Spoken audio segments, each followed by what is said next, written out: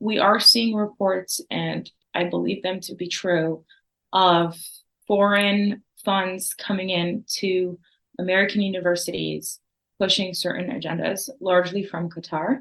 And that to me seems a very plausible reason for this as well. I mean, this interception, so to speak, of American education, it's just too coordinated, it's too thought through, it's too comprehensive, it's too broad for this not to be some sort of intentional plan. So I'm not a conspiracist, but there is some serious reporting right now coming out around this, and I think we should be very mindful of that when we talk about these things, that there are actors for whom this sort of division is their goal, right? They have a political goal here in the United States to create a certain division and to also brainwash a whole generation of young Americans. And we're seeing some really disturbing statistics.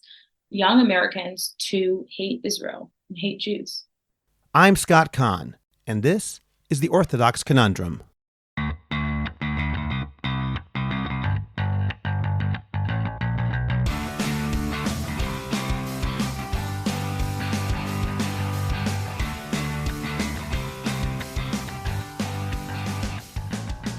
This is the Orthodox Conundrum on JewishCoffeehouse.com. I'm Scott Kahn. Everyone listening to this podcast has heard about the waves of anti-Semitism that have been engulfing the world ever since October 7th. I'm sure that many people listening have also experienced some of that anti-Semitism firsthand. There's something so fundamentally Orwellian when the reaction to the slaughter of 1,400 innocent people and the kidnapping of about 250 hostages is to demonstrate against the victims of the massacre. And that was before Israel responded. Now that Israel is defending itself against Hamas in Gaza, the canards about Israeli ethnic cleansing and genocide against the Palestinians have only become louder and more insistent. It's a frightening time to be a Jew anywhere. Many Jews have been able to relate to lines in our classic sources for the first time in their lives. Until now, for example, the words we say at the Pesach seder sometimes seem like a remnant from the past. V'hi she'amda lavotenu v'lanu, shlo echad bilvad amad aleinu lechalotenu, ela shebechol dor vador omdim aleinu lechalotenu, ve'akadosh baruch hu matzilenu mi'adam. This promise has sustained our fathers and us, for not only one enemy has risen against us to destroy us, but in every generation they rise against us to destroy us. And the Holy One, blessed be He, saves us from their hand. Now these words don't sound like history. They sound like prophecy. To discuss this rise in anti-Semitism, I was honored to speak with Avital Chizhik-Golds. We talked about the reasons that the epicenter seems to be on elite college campuses, the ways that these anti-Semitic protests are different from others in recent years, some of the questions she has received as a rebbitzin, including whether a mother can buy a cross for her son to wear when he is with non-Jews, the conflation of anti-Semitism and Islamophobia, whether the new anti-Semitism represents a loud but fringe phenomenon, or whether it's representative of a significant sector of the population.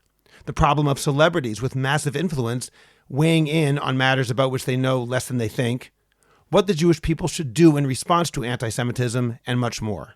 We'll get to that conversation in a moment. First, I want to ask you to subscribe to the Orthodox Conundrum podcast wherever you get your podcasts. Please rate it and write a review, and share it with people who'll enjoy it as well. I have a Substack called Orthodox Conundrum Commentary, to which you can subscribe for free. The link is in the description of this podcast. My two most recent articles are entitled The Orwellian Jewish Problem about Anti-Semitism and the Catch-22 that Israel is in when it comes to the Palestinians, and Abraham 2023, about questions surrounding Akedat Yitzchak, the binding of Isaac, and a way that Israelis are relating to it and reliving it today.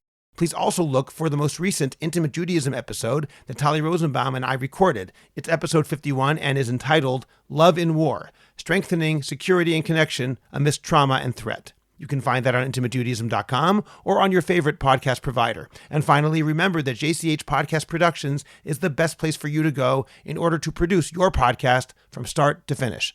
Write to me at scott@jewishcoffeehouse.com so that we can discuss helping you make a high-quality, professional, and popular podcast.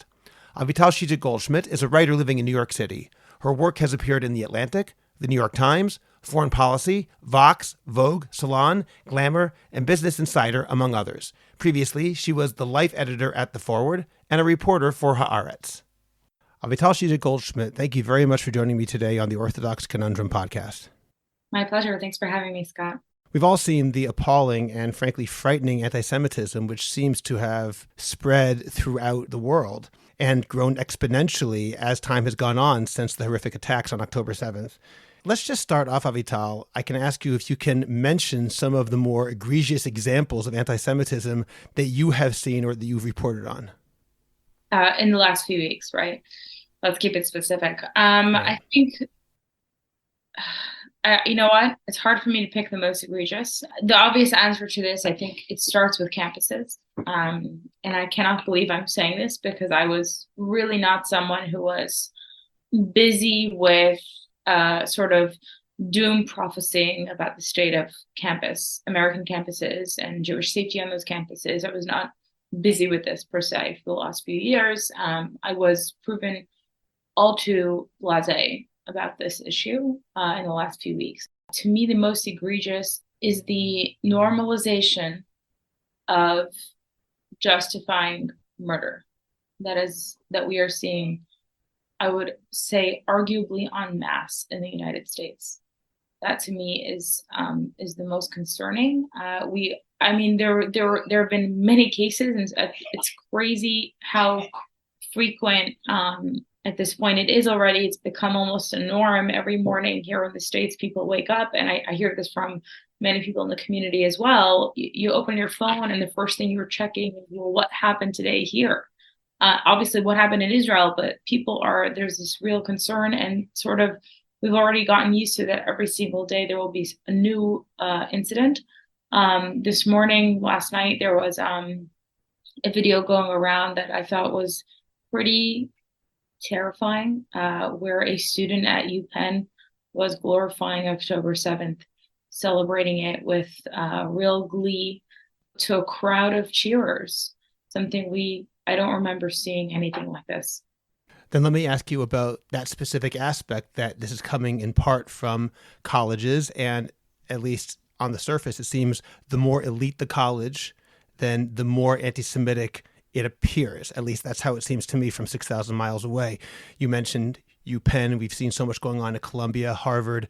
A couple of days ago at Cornell, someone was arrested. A junior at Cornell was arrested for putting out on a chat group some really, really disgusting statements about killing Jews and destroying the local Jewish house near campus. Frankly, when I saw those original texts before they had a suspect, I almost wondered if it was just a prank, almost even a Jewish person trying to show how bad it is. And when I found out it was an actual student. I thought it was fake. I thought it cannot be that someone would actually write this in Cornell. Right. In Cornell, right? I don't know if there is an answer, but can you give me your opinion as to why the colleges seem to be the epicenter of anti-Semitism? Because classically, it was the lower classes, people who are uneducated, and now it's coming from a place of high education. Yeah, I think there's an sort of abstract answer to this, and then there was a more practical one. The abstract answer is, I think there is something very broken about the way we teach thought, the way thought is taught in the liberal arts today, where almost anything could be argued if you just dress it up nicely. If you do enough mental gymnastics to obfuscate the morality or the immorality of something, you can argue pretty much anything. And I think that intellectual exercise, quote unquote, has become normal. That has become normal. And there have been a lot of really, amusing sorts of presentations of this. I think that, I don't remember who it was, but there was a recent, I'll get it afterwards for you. There was a recent, a few years ago, I think this was a bunch of sort of cynical academics decided to test this out, and they wrote these absurd papers and they submitted them for review, and one after one they were accepted. And absurd things, I don't know, something like, something about a dog. There was something about Mein Kampf, but they just like changed some of the words to feminism. They submitted absurd things that made a certain argument, and they were accepted because they fell under certain wokeness standards that are already the absolute groupthink norm in most of these universities. So I think the culture of this sort of thinking has certainly allowed this to become normal. Number one. Number two, we are seeing reports, and I believe them to be true, of foreign funds coming in to American universities pushing certain agendas, largely from Qatar. And that to me seems a very plausible reason for this as well. I mean, this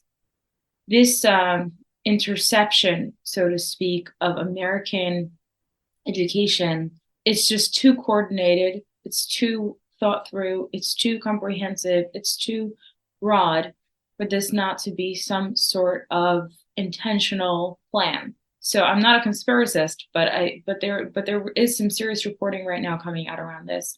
We did see something like this going on in our political sphere, and now we are seeing this really revealed in our educational sphere as well. And I think we should be very mindful of that when we talk about these things, that there are actors for whom this sort of division is their goal, right? They have a political goal here in the United States to create a certain division and to also brainwash a whole generation of young Americans. And we're seeing some really disturbing statistics. Young Americans to hate Israel and hate Jews. And I agree with you. It sounds a little bit like a conspiracy theory, even though you're saying the evidence is actually there. When people say, oh, these protests for or against whatever cause we're talking about in any given climate are funded by Iran, Russia, China, usually I dismiss it because it just sounds like a conspiracy theory. But you're saying this actually has backing in the real world. Of course, this has backing in the real world. I mean, I actually wrote about this, a version of this happening also in Russia right now, for Barry Weiss's The Free Press. I wrote about that whole very strange incident at the airport in Dagestan in Makhachkala, and sort of what's behind this. And I argued that this is not an organic pogrom of people who just have nothing else to do. And yes, they're probably some sort of latent anti-Semites, but there has to be some incentive for them to come out. There has to be some. I don't believe that a mob of this sort, especially in this specific place, would come out without some sort of coordination. So I think this is true. It looks obviously very different in the United States, but I do think this is true, that there needs to be some underlying organizing that is pushing for this, and that is normalizing this. And we're seeing, I've been hearing murmurings about a whole number of influencers who are sort of rumored to be working with pro-Hamas organizations, forces, whatever it is you want to call it. What does that practically look like? I don't think it's some dark, strange conspiracy theory. I think it's actually quite simple. If you create a quote unquote nonprofit, right? You make it official in the United States, and then you hire influencers as quote unquote consultants, right? There's a lot of things that can be hidden in the murky world of consultancy fees. That is how this works. We know Qatar does this in all kinds of places, by the way. They don't just fund anti-Semitism. They also, as I understand, hire people to whitewash them and pretend and sort of paint them in a certain way that they are very Western, or that they're actually philo-Semitic. They're just anti-Zionist, but they're actually philo-Semitic. You see a lot of things like this happening as well. So we just have to be aware that it's not actually so complicated to do these types of things in these days, and that it's using this technology. They have figured this out. At Shul this past Shabbat, we had Dan Diker from the Jerusalem Center for Public Affairs, and he spoke very intelligently, very compellingly about, he had this line, he said that Israel understands what is hard power, but they don't understand what is soft power. Israel knows what to do when something blows up in their faces, but they don't know what to do when their phone is blowing up. And I thought that was very well put, because I don't believe, with all of our very smart hasbara and all of our very legitimate moral cases, it is very hard to work against a machine that is this deeply entrenched and has been building this sort of online presence across the board for decades. At the same time, Avital, I would assume you would agree, but you can tell me if you don't, that in order for that counter Hasbara, the Qatarian Hasbara, or whatever you want to call it, to work, it has to have fertile ground. In other words, they're not taking people who are pro-Israel and making them pro-Hamas by giving them suitcases of cash. They're taking some influences and planting them in fertile ground for anti-Semitism.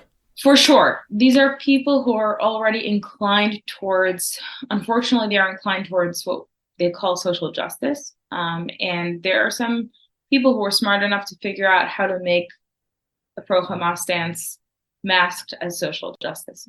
Well, let me ask one more thing about colleges, because I'll just give another example. Yesterday, there was a video going around about either a Jewish or Israeli student. I've heard different things. It's not clear from the video, walking, maybe it was Harvard Yard, somewhere in Cambridge, Massachusetts, being not physically attacked, but blocked by a mob of people holding keffiyehs and yelling shame at him, presumably for the crime of being Jewish or Israeli. And it turned out that one of the people who was doing this is the editor of the Harvard Law Review. That means it's not just a Harvard student, which already in its own way is impressive. This is the top of the top. My question is this: as difficult and as dangerous as this is today, is it even more dangerous in 20 years when someone who now is a Harvard law student will actually be in Congress or in the Senate? Certainly. One of the things I'm pretty concerned about is also there's been a lot of pressure from Jewish or pro-Israel side, and rightfully so, to identify these individuals and to publicize who they are. Right? If this is where your stance is, let it be public, let it be known when you go to a job interview, when you go to wherever. Now, the concern is that that is going to build also, and I don't have an answer for this, but that is going to build even more of a resentment. We are going to be also called cancelers or whatever it is, the way that discourse works today. Certainly, these are people, yes, they are rising to the top. I'll say when my grandparents chose to leave the Soviet Union in 1979, one of the things that they would always talk about to me as a child growing up was we left because of the anti-Semitism in the universities. It was a very specific thing. It was very, and it was actually, I never really understood it until now. I never understood, okay, so the university was the anti-Semitic, but if everyday life is okay, then, why would you leave? They understood that the university is the laboratory for society, right? This is where the next generation of leaders comes from. And by the way, you can see that in Russia today, that the people who are products of Soviet propaganda about the Zionists, the Zionist machine, are continuing that propaganda, are continuing to live up to that with the alliances that they are making, with the stances that they are taking currently during this conflict. That Soviet anti-Semitism, really, it was the Soviets who came up with a lot of the way we think about this. And I really urge you to read Isabella Tovarovsky's article in Tablet discussing this from a few years ago. She really lays out very clearly how a lot of this originated from the Soviets. And a lot of it there was also very much centered in the university spaces, not en masse, which is very interesting.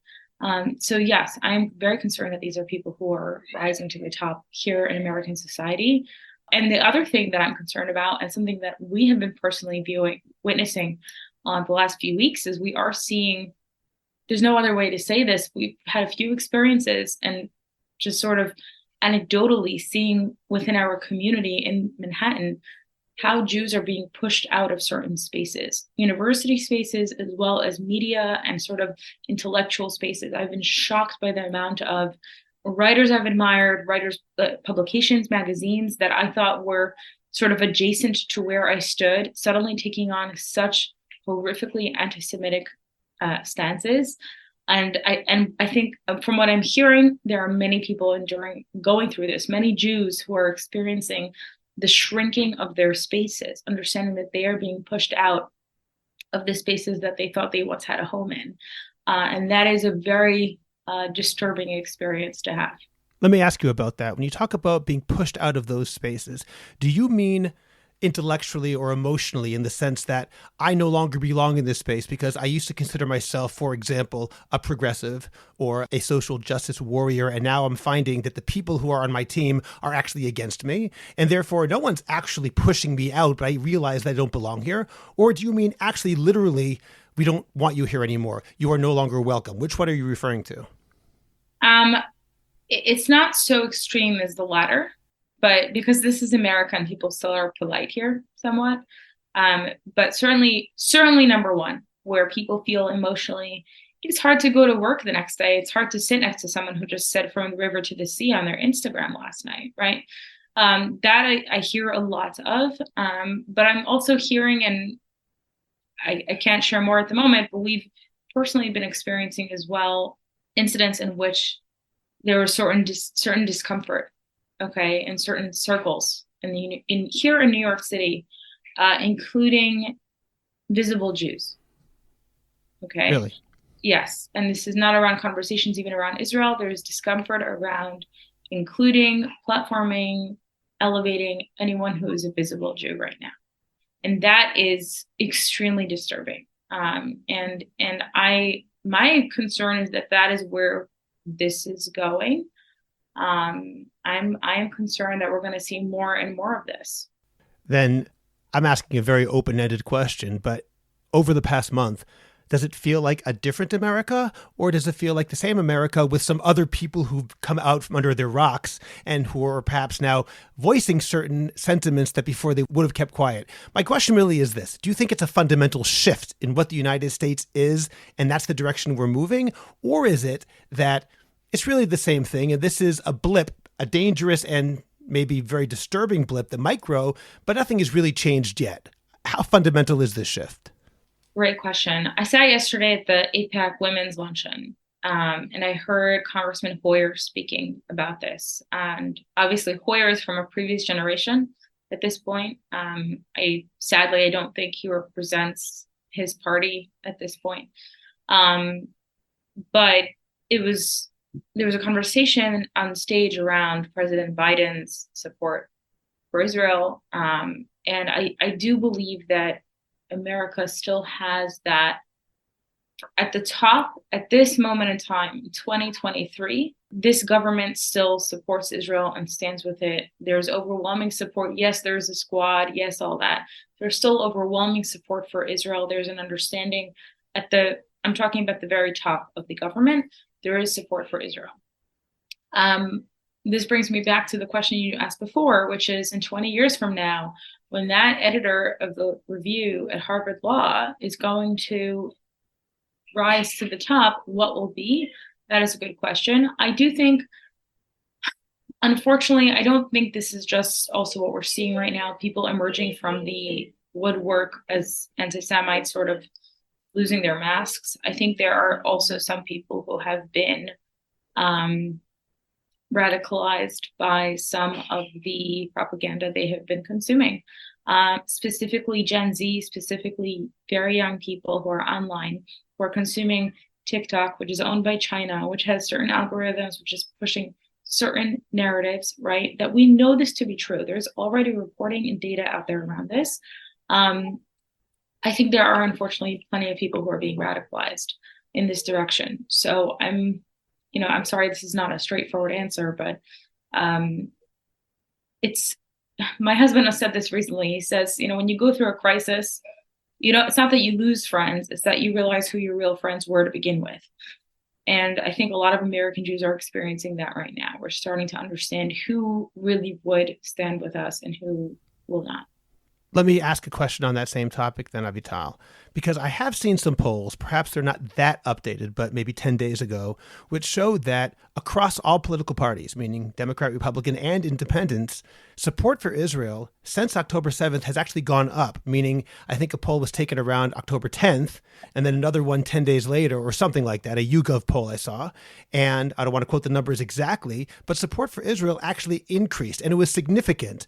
The number of people who expressed strong pro-Israel sentiments in this poll, in this conflict, was about 50% of the population. The number of people who were anti-Israel was like 10%, and then there were some people in the middle. So the question is it just that the anti-Semites are louder, but we could say, and I realize this might be an overabundance of optimism, but the truth is the people who are pro-Israel, that's also going up. Those people are also increasing in number, and just we don't hear them as much because it's less radical what they're doing.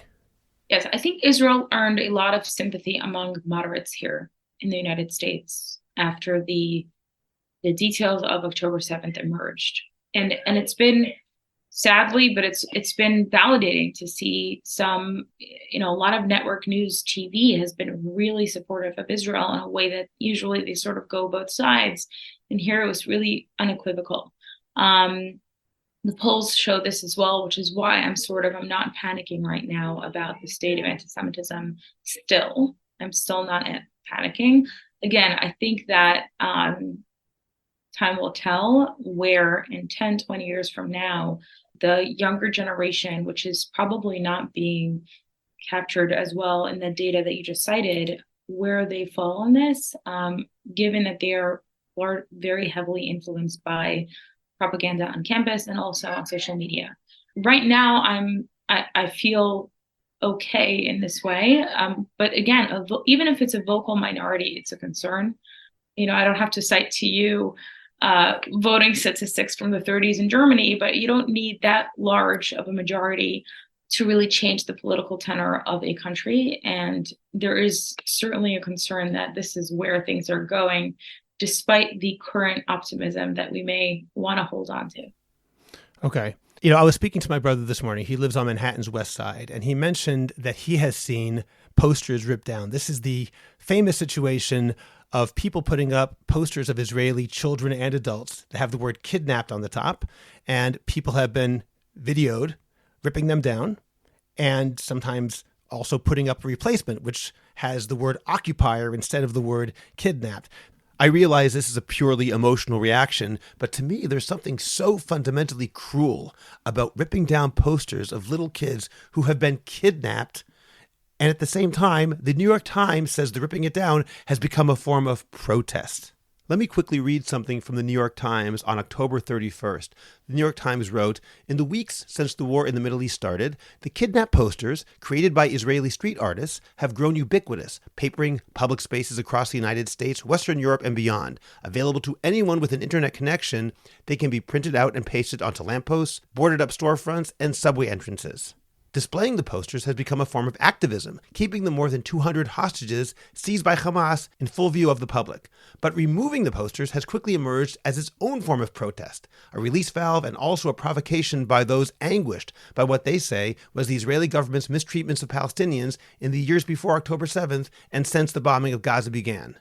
I felt that this was truly a disgusting way of describing it, a form of protest, ripping down pictures of little kids who've been kidnapped. This isn't really a question of Avital. I'm just throwing this out to you to get your feedback. To me, there's something just so inherently cruel about ripping down posters of people who were kidnapped and are currently being held hostage and seeing it as some valid form of, I don't even know what, of pro-Palestine, pro-freedom, pro-social justice activity. And maybe you can give me an explanation or just what you think about that as well, if you think there's anything else to add. I mean, yeah, I agree. It's disgusting. We've been really busy with this. The women in our community, we really mobilized. We're just constantly hanging up flyers. I've been spending hours doing that. It's been an interesting experience, I have to say. I was just telling someone about it, that I feel like it's almost like, installation art, to have to stand in the street in the middle of bustling Manhattan, literally in Midtown on Madison Avenue, taking out these flyers and taping them onto those lampposts. The process of putting them up was also, I'll be honest, it's also stressful. It's anxiety inducing because you don't know who's going to walk up behind you. And so it's been a very important part of how I think American Jews have really tried their best. And I think, by the way, it's a very powerful project because social media, you can be bombarded by a million different narratives and all this mental gymnastics, and you're going to hear about occupation and ethnic cleansing and all these words. But when you just see this walking in the street, it hits in a very different way. So it's been a very important part of the effort for Israel here in the United States, and certainly those taking it down. I mean, I think the Times characterizing it as protest is frankly malpractice. It's like saying October 7th was resistance. I mean, the narrative building, the words that they use are so specific, and they're so, it's becoming fictional. This isn't protest. This is, could you imagine someone taking down posters of like Boko Haram the girls who were kidnapped, right? Like no one did that. No one did that. Why is this political? And here it is for some reason. I think it's been also really an interesting exercise to see who are the real anti-Semites living amongst us. I mean, and again, when it happens like a few blocks from where you live, it's pretty disturbing. It's pretty disturbing because these are people, I stand behind them and, in line to get coffee every day. So it's been disturbing. It's disgusting, all those words. I don't have much else to tell you about that, but it's definitely been a battlefield here. These posters that I don't think the creators of this campaign even imagined what this would become. Yeah, it's extremely disturbing. In some ways, it highlights this distinction between, and it's a false distinction, between anti-Zionism or anti-Israel activity and anti-Semitism. The videos that have come out of people tearing them down are not always, but often accompanied with the person being videoed, ripping them down, spewing invective against Jews as opposed to against Israel. So that shows it there. I want to suggest that this particular and current outburst of anti-Israel / anti-Semitic activity is different from what has happened in the past, at least in large places, in three different ways. And I'm curious if you agree with this. The first one is, again, that idea that anti-Zionism and anti-Semitism really are different phenomena. And now it seems like that is just false. It's pretty clear that in a great number of cases, if not most of them, it's the same thing and no distinction is realistic. The second difference is the fact that the anti-Israel rhetoric now, or anti-Semitic rhetoric, is no longer talking about Palestinian rights so much as it's talking about the destruction of the state of Israel. This is not about a two-state solution, which I hear nobody talking about anymore among those people advocating for Palestine. They're talking about, from the river to the sea, Palestine will be free, which means what happens to the Jews? Either kick them out or kill them. Those are the only two options, clearly. And I mean, some people will say, oh no, they can be a minority in a Palestinian Hamas state. Good luck with that. And the third difference that I see is that the number of people willing to express these sentiments, the previous two sentiments out loud, is far greater than in the past. Do you agree with these three differences? And do you have any more to add to what I said? Yeah, I think those are really good points. I think there's been a real, okay, your first point, you spoke about the anti-Zionism and anti-Semitism for sure.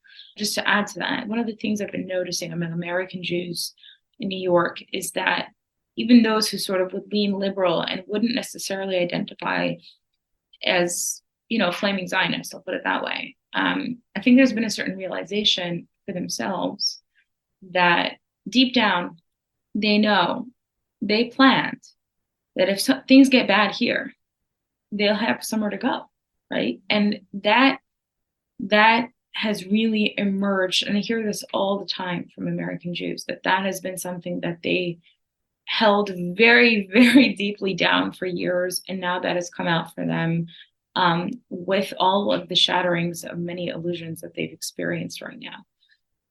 Your second point about liberation of Palestine being the rhetoric, absolutely. I'm not seeing anything about two-state solution, pretty much nothing. And part of the really disturbing part, and again, I do think this is coordinated script, you hear a lot of discussion about Israel committing genocide. I haven't heard that from mainstream sort of liberals in America to this extent as much as I'm hearing it right now. It's very disturbing because it seems to me that they're using that language very deliberately in order to justify their own genocide that they would like to commit. That is what is at the core, right? And we know that this is something that has been done before, to accuse someone else of something in order for you to be able to be justified in doing it to them. So that I'm very concerned about. The third point you made, people are empowered. People are empowered when they, by the way, like, I think I was very cynical about all these inane celebrities commenting on conflicts. I mean, I always rolled my eyes about it, but now I'm seeing that every single time a celebrity makes an ignorant remark about a conflict like this, it empowers hordes of regular citizens to believe and to say certain things that are absolutely false. But we're seeing that, and that is certainly disturbing. It's just been, they've been empowered, and certain language has been normalized. And again, the denigration of language in the American political sphere has been an ongoing decline for many years now. We have to understand the context, though I know that's a bad word these days. But in this case, we do have to discuss the context. This has been ongoing since at least 2016. Right. I want to get back to celebrities in a moment, but before we get there, I want to comment on what you said about genocide, because I'm interested to hear what you think about this. You said that perhaps psychologically, the reason that people accuse Israel of genocide is in order to justify their own desire to see Israel destroyed. I wonder if it also might be an echo of this inherent guilt of the Holocaust. In other words, if we say that Israel is committing genocide, then the fact that the world turned a blind eye when 6 million Jews were slaughtered in the 30s and 40s, well, they do it too, so maybe we're not so bad after all. I wonder if that's part of it too. It is possible. I don't think most people are that racked with guilt about the Holocaust, to be honest. I don't think they care. Let me take it a little further, though, because one of the interesting phenomena that I've noticed here is the denial of what happened on October 7th, literally days after it was videoed and proven to be true. And that reminded me in some ways of Holocaust denial, where in spite of all the evidence, it doesn't matter what the evidence shows, because I don't want to believe it, I'm going to deny it. And the strange part about Holocaust denial in this manner is that the people who deny it are the same people who also say they want it to happen. In other words, the big Holocaust deniers are not historians. No, they are Nazis. People who They want to do it themselves, and they want to do it right this time. Right, exactly. They say Hitler didn't do it. We wish he had, almost, that sort of thing. And I think in some ways the same thing is happening now. No, it's not true that Hamas actually killed these people. It's not true that civilians were slaughtered. It's not true that anybody was raped or the babies were beheaded. Yeah. And I could go on. But at the same time, it's fully justified to do that because Israel is a colonizer. Correct. I think that is true. Part of the tactic is to deny and then, in the effort to try to do it oneself. I mean, listen, again, I keep coming back to the Soviet Union because I think our understanding of that history is really important right now.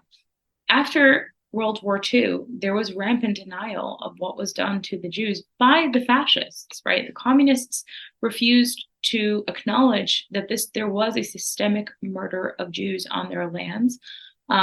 This was seen probably most egregiously in a lot of the monuments at different massacre sites, Babi Yar most famously, but there were many, many others where they would bemoan the deaths of Soviet citizens. They never mentioned that there were Jews murdered here. And this was really systemically erased from any sort of written, official, any sort of history in the Soviet Union until decades later. In Jewish circles, people knew that things had happened. They did not have any idea of the extent of things. They did not know much about, besides for whatever family narratives they had. There was no official history books. Many Jews only found out the extent of the Holocaust when they emigrated decades later. But what is interesting is that there was a similar effort to erase the history of the Holocaust right after it happened in the Soviet Union. And there's a lot of scholarship that suggests that there was an effort to create there was a final solution in preparation, and Stalin died before he could do it.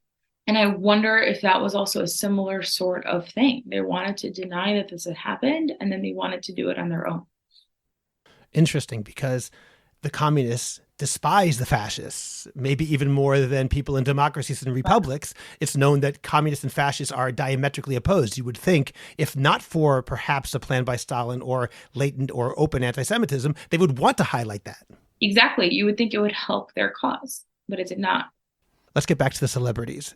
It obviously can drive people absolutely crazy when you see a celebrity who presumably is not a scholar of Middle East history opine about things which he or she should not be discussing without doing a lot of research first. And the problem is, as much as it would be normal to just ignore them because who cares what they say, people do care what they say. We're talking about people who have millions upon millions of followers. And as you mentioned, 2016 might have been a watershed moment for celebrity and politics intersecting in a way which actually has a real effect. Is there anything that we can do in order to try to tip the scales a little bit? Because celebrities, it seems, very often end up being on the social justice side of the aisle. That means in the same way, many of them are now advocating for a ceasefire or advocating on behalf of Palestine and not on behalf of Israel. Is there anything that we can do to move the needle a little bit in the other direction? So it's a great question. I mean, I think it's already some of it has been done. You have Jewish celebrities. First one that comes to mind, who I think has been doing amazing work, is Amy Schumer, who have been really, really vocal on their perspectives, and intelligently so.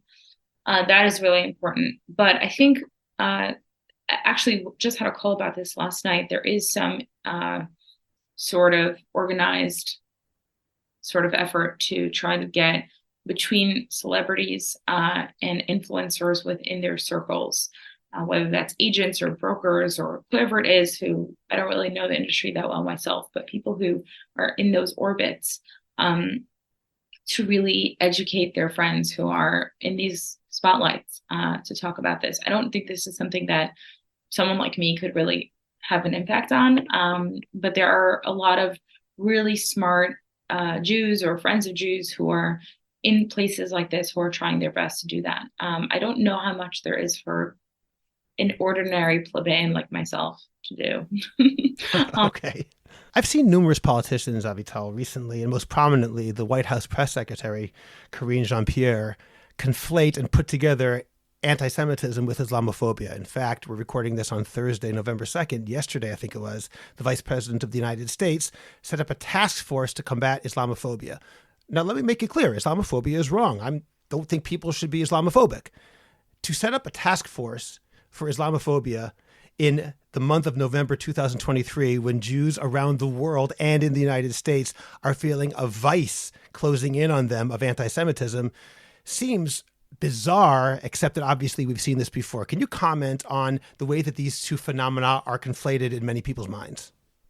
Yeah, I mean, listen, let's speak about this frankly. There is terrible Islamophobia. A 6-year-old boy was murdered in Illinois for being Muslim.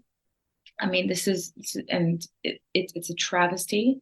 And I'm sure there are other cases as well that are seriously concerning to innocent American Muslims who should not be bearing the brunt of this conflict, of a conflict that is Hamas's fault and not their religions. So I think we as Jews have a moral obligation to defend our Muslim neighbors and to support whatever it is. If there's a task force being created by the White House, good. I mean, yeah, I want American Muslims to feel safe here. That's so important. I think the conflation thing is this reflexive, very American attitude of both sides. Well, people on both sides are suffering. People on both sides are wrong. People on both sides have their grievances, and they're legitimate. I think the data shows, and I didn't know we would be talking about this. I should have prepared before, but we're talking about the data shows that hate crimes in certainly New York City are vastly more anti-Semitic than Islamophobic. The data shows it. Now, is it slightly perhaps skewed because Jews may be more likely to report something, or they know to report something? It is possible, but I don't think that margin is that large. So we're talking about, I don't want to quote the wrong numbers, but it is several times more anti-Semitic hate crimes than Islamophobic. So it's not a fair conflation. Both are important. Both are important to protect American citizens. There's no question around this. But I do wish there was a more acknowledgement from federal government around the very serious fears and anxieties that American Jews every single day are facing right now. So, I mean, we're getting some of this here in New York. We're getting Governor Hochul has been sending out constant emails around this. Adams has not been as vocal. He was a little bit in the beginning, but we haven't heard much from him lately. The mayor of New York. The mayor of New York. It's concerning that we're not seeing more acknowledgement of these anxieties in those spaces. I mean, just anecdotally, the amount of Jews who have asked us recently if they can remove the mezuzahs from their doors and put them inside is really, this is something very new. This is something I've never seen before in my lifetime here in the United States. And there are many other questions like this. One common thing that I've been hearing from American Jews is that they've, it's going to sound silly, but they've changed their names on their Uber accounts. So they don't know who's picking them up, and they don't want to have an obviously Jewish name. I mean, I had a mother ask me whether it is okay to buy, her child goes to some extracurricular in a non-Jewish space, and can she buy her son a cross to wear to sort of ward off it, like a really extreme question, but it shows you the absolute fear that people have. Much of it is inspired by, I believe, inherited traumas and stories from previous generations, which President Biden did mention in his speech, I thought very beautifully. So that is really coming to the surface. But the fact that, and this coupled with the incidents that we are seeing on campuses and random street corners, people tearing off posters, and the online hatred that is coming out, and the people we thought were colleagues and friends or people we admired who are suddenly coming out and saying that the liberation of Palestine trumps the safety of Jewish people. This is all happening at the same time. And I don't think, unfortunately, I don't think many of our elected officials understand just how severe it is. I agree with that. I'll also say that, once again, as I mentioned, and as you said, Islamophobia is wrong. It's not that we should ignore that. The problem is when they're put together, when you say, well, I'm really upset because people are targeting Jews, and then we hear, well, it's almost the equivalent of all lives matter. Oh, well, you know something? All these hates are bad, and it sort of undermines and minimizes what you're experiencing as a Jew. Right, because also the origins of these hatreds are different. So in order to be able to diagnose an illness well, you have to be able to really scan that part of the body. You can't, just do a scan on everything and say it's all bad. No, you have to figure out how to treat that part of the body first. And that, yes, it's an all lives matter thing. And they just manifest themselves differently. I think it's an intellectually lazy approach to conflate the two.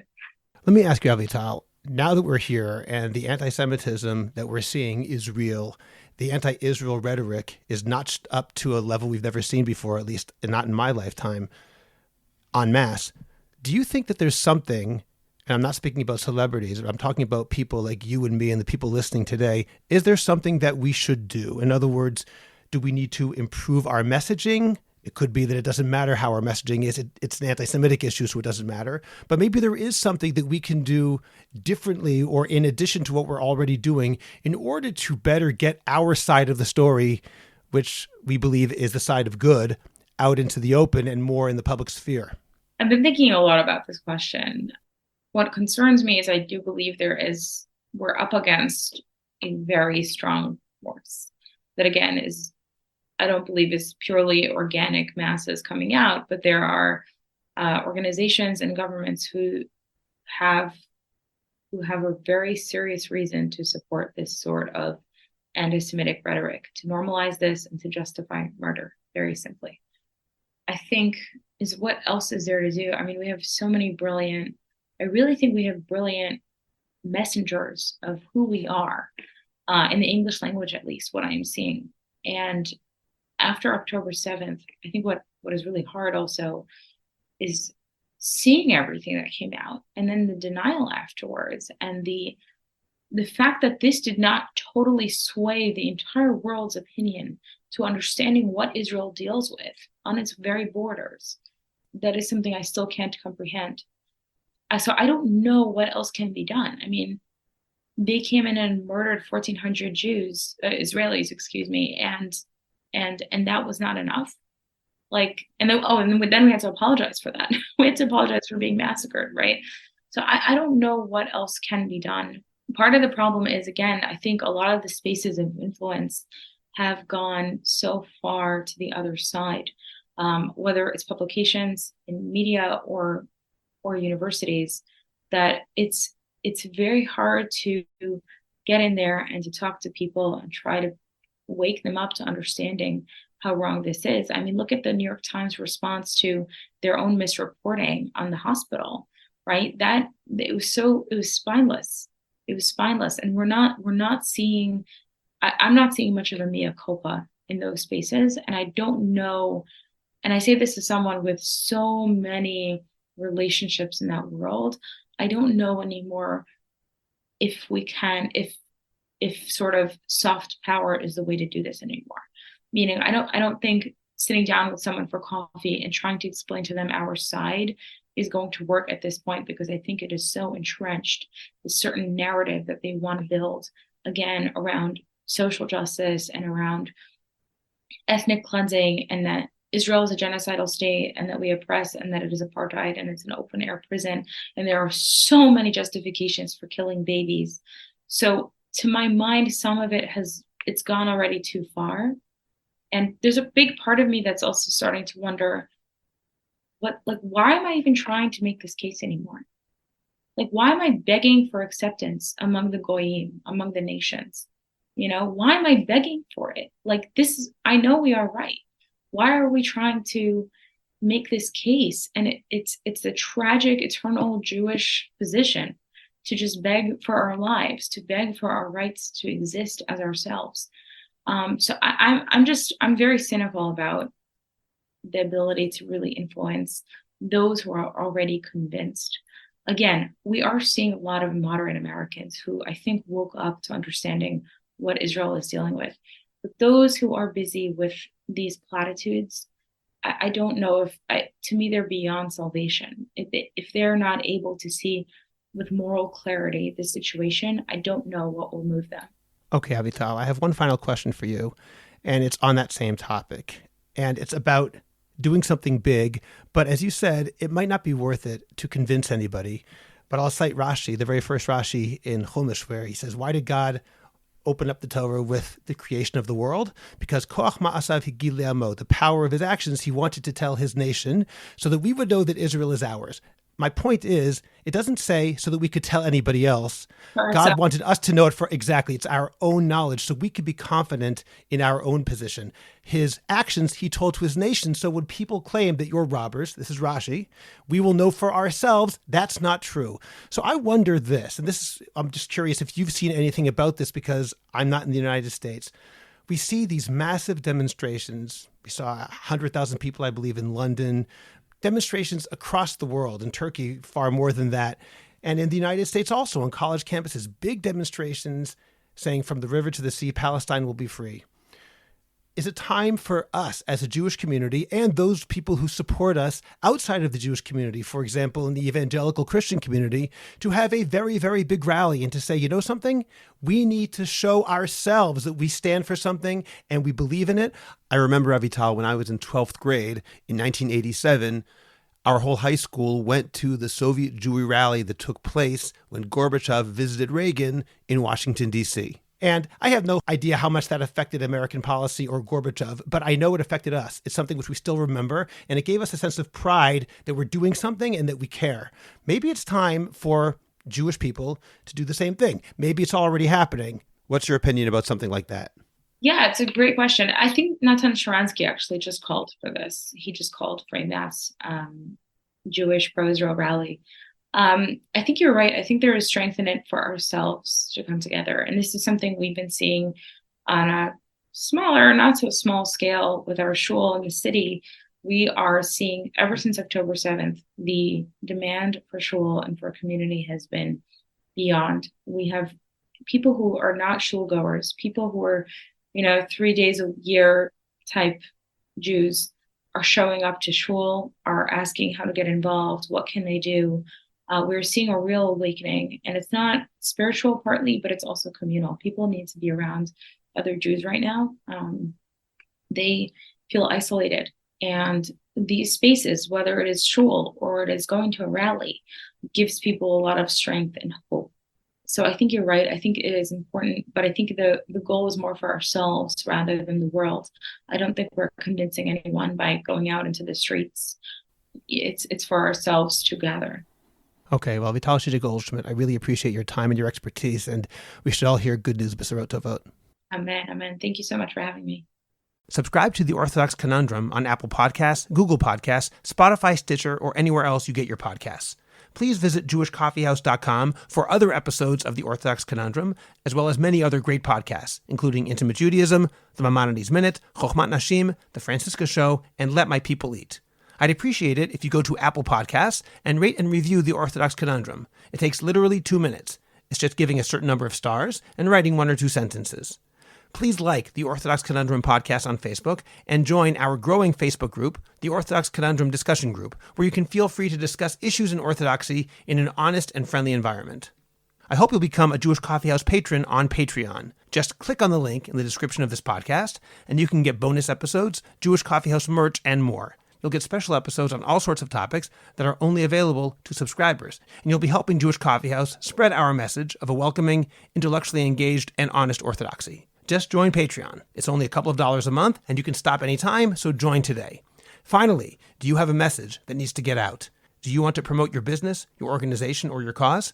The best way is by producing a podcast, and Jewish Coffee House can make it happen. I have experience producing hundreds of podcasts, both for myself and for satisfied clients. Whether you want to learn everything you need in one day, or relax and record and let me do the heavy lifting, Jewish Coffee House Productions will work with you to make it happen and make it even better than you imagined. Let me help you today. Write to me at scott@jewishcoffeehouse.com or go to jewishcoffeehouse.com, click on Productions, and sign up for a free consultation. Make your voice heard, promote your cause, sell your product, and engage an audience now. I'm Scott Kahn. This has been The Orthodox Conundrum on jewishcoffeehouse.com.